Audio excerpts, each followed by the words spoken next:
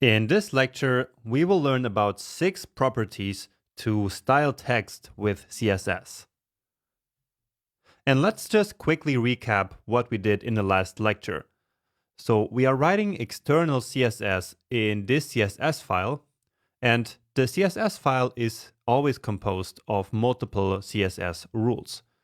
So right now we only have one CSS rule, but of course we will now start adding more of them. Now, a CSS rule always starts with a selector. So in this case, we are selecting the H1 element. But if there were more H1 elements, then the selector would actually select all of them. Then we have this declaration block here, into which we can write one or more declarations like this one. And each declaration has this property name, so in this case the color, and then the value that we specify for that property, which in this case is this keyword of blue. Okay, and so now we will start adding some more properties here. And the first one that I want to use is the font size. So here we can basically specify the size of the text. And each property can take different types of values, such as length or keywords. So you see that here in the color, the value is a keyword. But now here in the font size, we actually need a length. So basically the size of the text in this case. Now we can specify length using different units in CSS, but don't worry about that for now. So for now, we will simply use the very simplest one, which is pixels on your screen. So we can specify the font size, for example, to 26 pixels, then add a semicolon here. And so now the text on the screen will be exactly 26 pixels of your physical screen. So if I give this a save now, then you see that the text here decreased.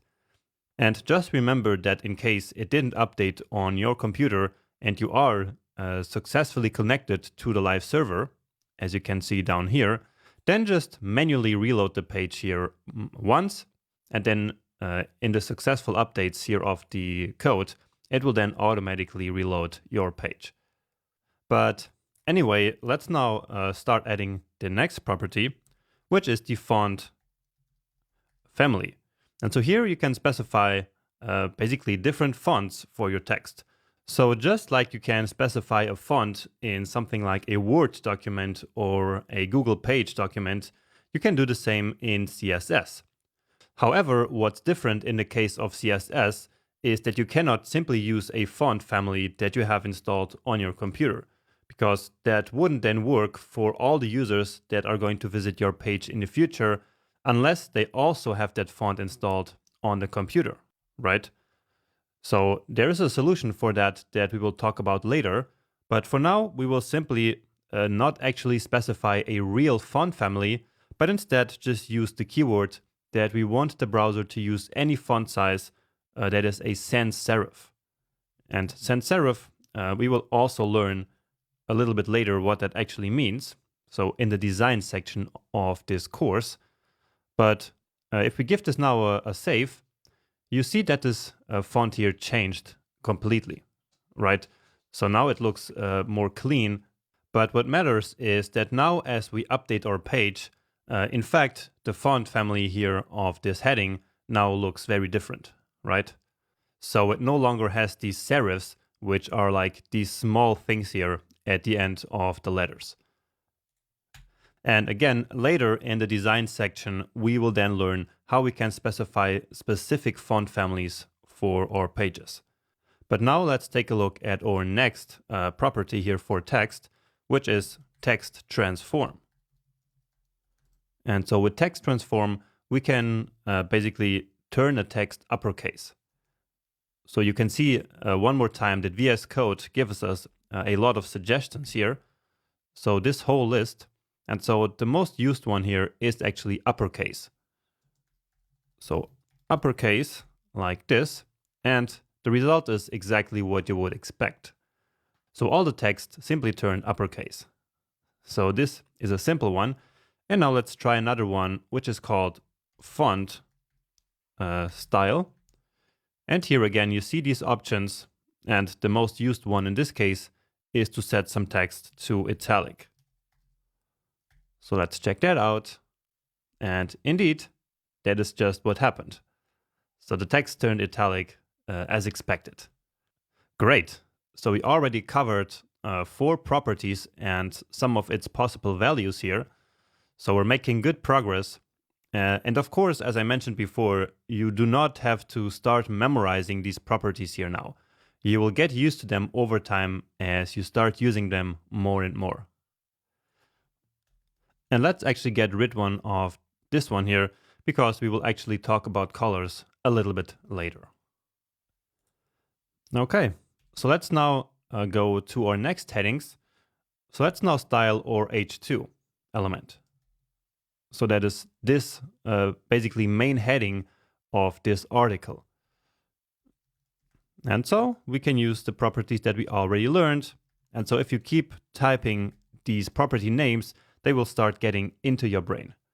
So this one, let's actually make it even bigger than the H1. So really big, like 40 pixels.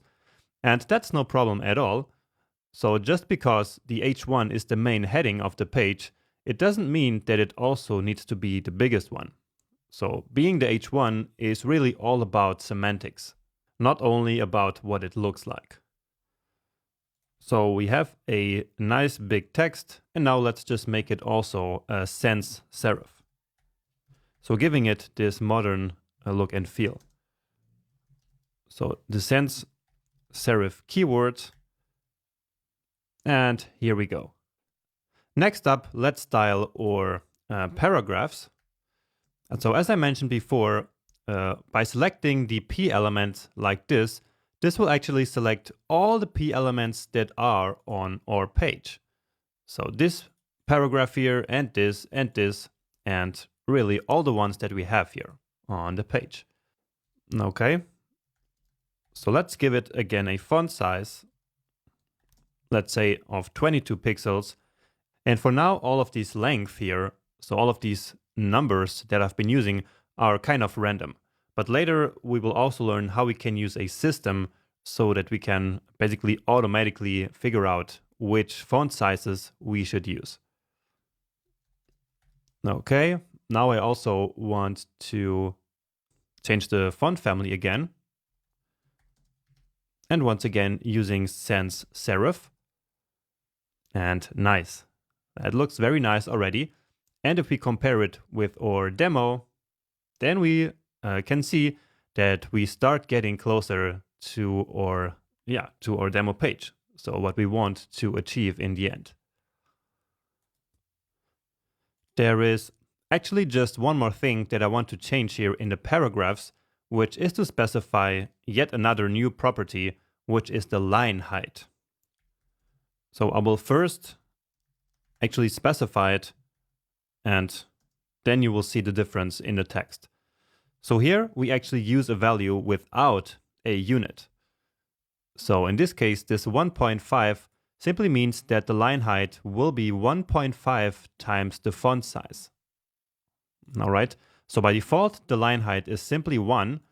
But now if we set it to 1.5, then you should see the space between the lines here increase.